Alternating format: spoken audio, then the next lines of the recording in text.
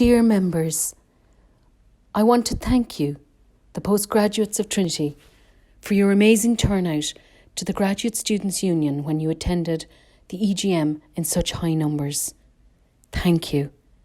And in particular, those of you who put the stamp of your values on motions on the behalf of your fellow students in the GSU when you spoke for and against each motion. Your support and engagement has been and will remain a source of great encouragement at the GSU for the postgraduate community.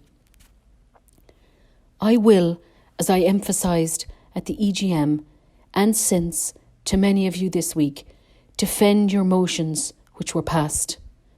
These motions include much needed and valuable improvements for our community, including a reviewed constitution, a mandate to lobby for a living wage, partial refunds, and a third paid sabbatical officer for PhDs at the GSU.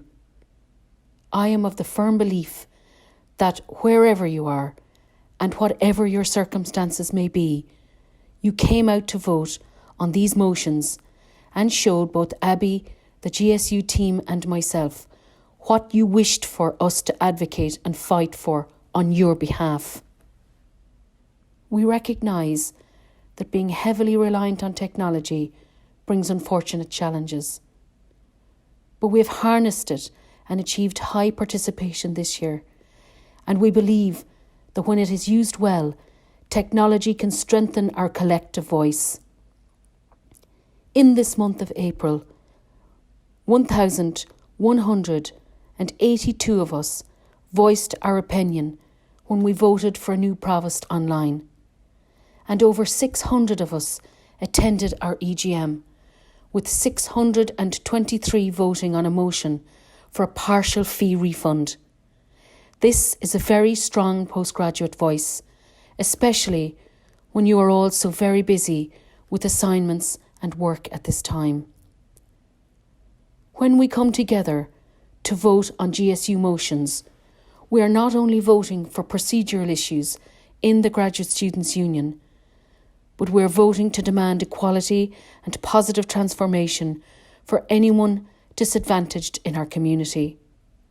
When we vote, a majority vote, we strengthen our asks. Many of our members do not have the necessary securities of adequate housing, employment, pay, and such securities and supports from life which allow us all to participate with equality. When we come together to vote, much is at stake for the most vulnerable in our community, and therefore we must maintain a rigorous commitment to honesty for and from our members so that we can participate and grow as a community.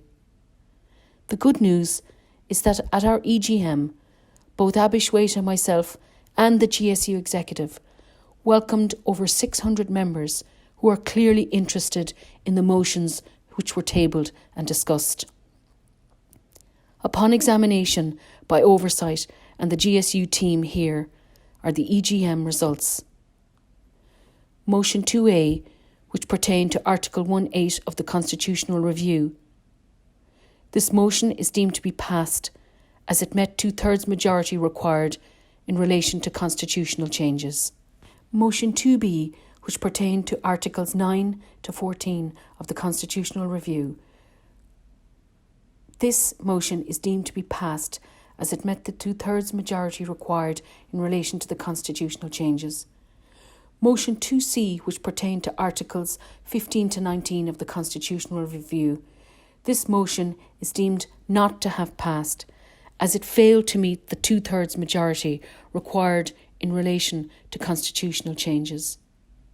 The GSU Oversight Officer presented the Constitutional Review on behalf of the Constitutional Review Board, and it is deemed passed in part 2A and 2B per the above delineation.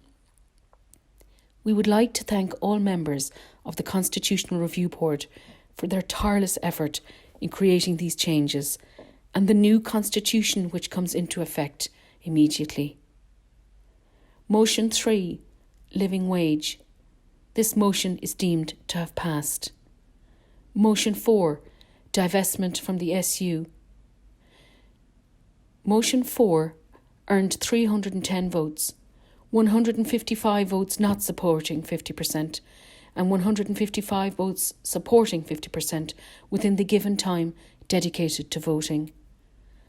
Upon examination, the Chair cast a deciding vote in favour of this motion and declared the motion passed. The Chair closed voting, adhering to the time frame given to all other motions, but votes came in after time was called on this motion. Numbers continued fluctuating on the shared screen after the announcement.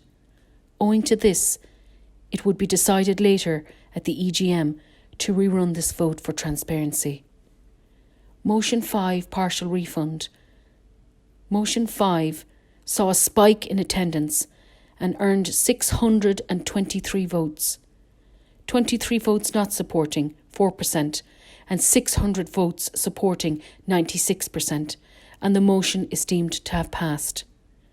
Motion 6, Additional Research Officer, sabbatical position, saw a sharp decline in attendance, yet earned 146 votes, 25 votes not supporting, 17%, and 121 votes supporting, and the motion was deemed passed by 83%.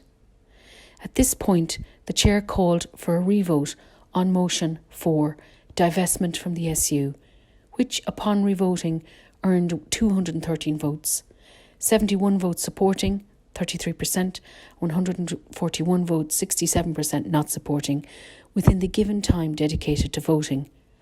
The motion was deemed to have passed. Motion 7, an amendment to articles of the GSU Constitution, earned 138 votes, 51 votes, 37% not supporting, and 87 votes, 63 supporting.